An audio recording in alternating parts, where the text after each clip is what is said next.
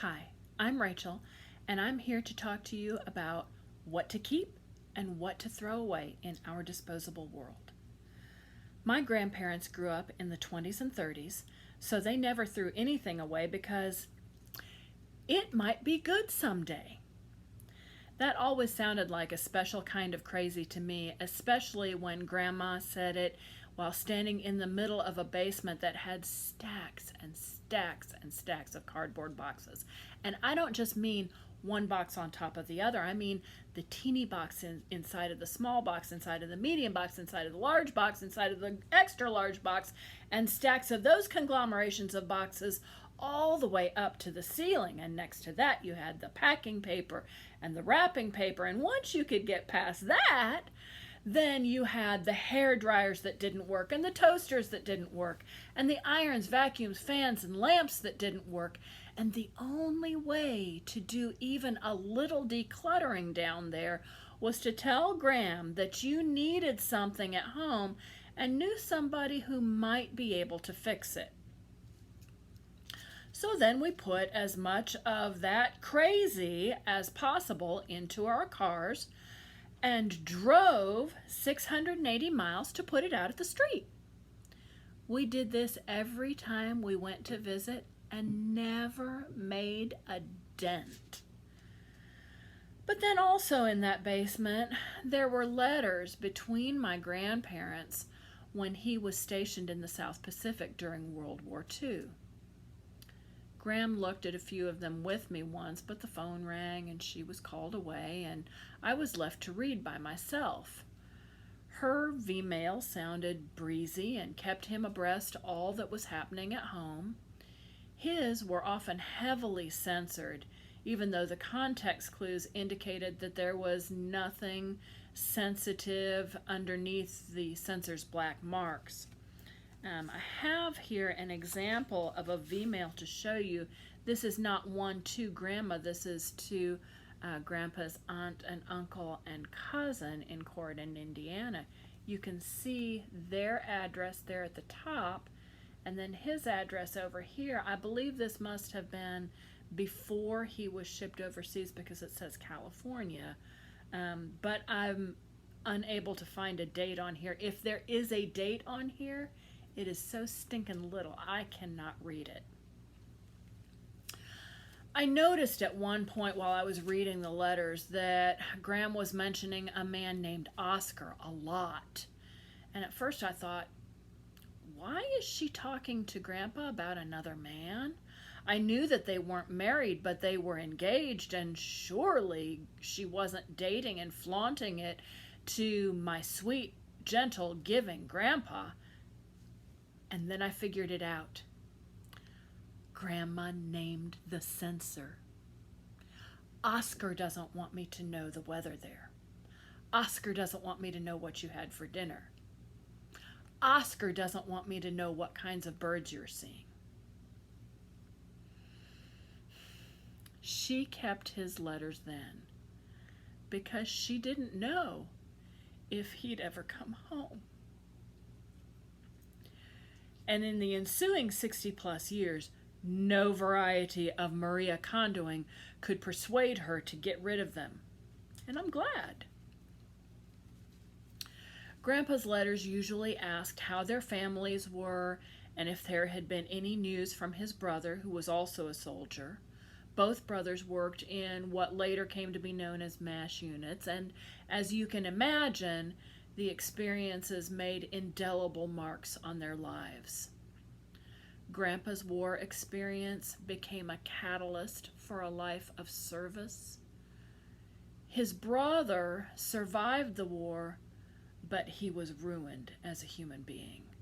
Battle fatigue, PTSD in modern parlance. Anyway, since the censors allowed very little latitude, Gramps wrote a number of letters in visually interesting ways. One letter was written in a starburst pattern. Another was written in an Archimedean spiral. Yet another was written in a Pythagorean spiral. In one of the conventional looking letters, Gramps mentioned Bessie. Bessie. We don't have any family named Bessie. I've done the genealogy. I know we have no Bessies. I combed through my memory.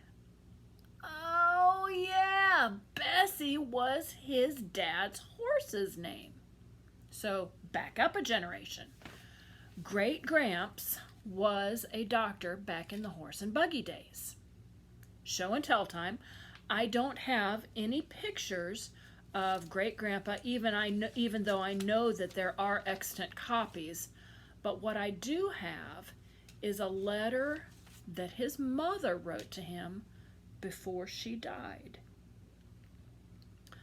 August 23rd, 1895. Amzie, dear child, be a good boy and help wherever you're needed the most.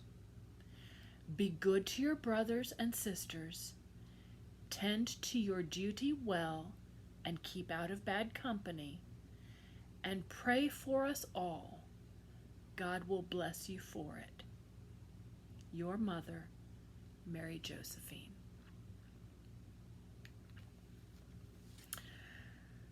I think that it is pretty incredible that as a first-generation American, because AP's father was born in France, the family lived in a 2-story house on Randolph Street in Peoria, Illinois. Here it is. The house was built in 1880 and was occupied by my grandpa's family from 1939 until the early 60s. The first floor is where Great Grandpa had his practice, where he saw his patients, and the second floor is where the family lived. AP would see patients all day, and then in the evening, he'd hitch Bessie up to the wagon and go to the surrounding countryside to see his rural patients. The townies generally paid their bills in cash, but the country folk would pay with a chicken, with a couple of rabbits, or with a bushel of apples. Grandpa said that they always knew which families were struggling because they would sometimes pay in squirrels. Grandpa didn't like squirrel stew. We've made a lot of progress, I suppose. Most of us work 8 to 10 hours, 12 at the most, and then we go home. AP saw patients so late in the day that sometimes my Gramps would ride along on the calls just to have some time with his father. Gramps relished that time, and just the two of them. I never asked him this, but I'm certain that riding along on those calls had a great deal to do with my Gramps deciding to follow his father into medicine. Anyway, when they had finished their calls for the evening, AP would say, "Okay, Bessie, let's go home."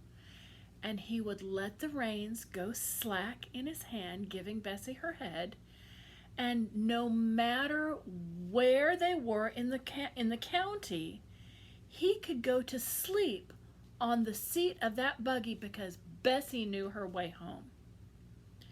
When she pulled up in front of their house, she'd stop and the buggy would rock, and that change in motion would awaken them, and Bessie would be unhitched and put up for the night.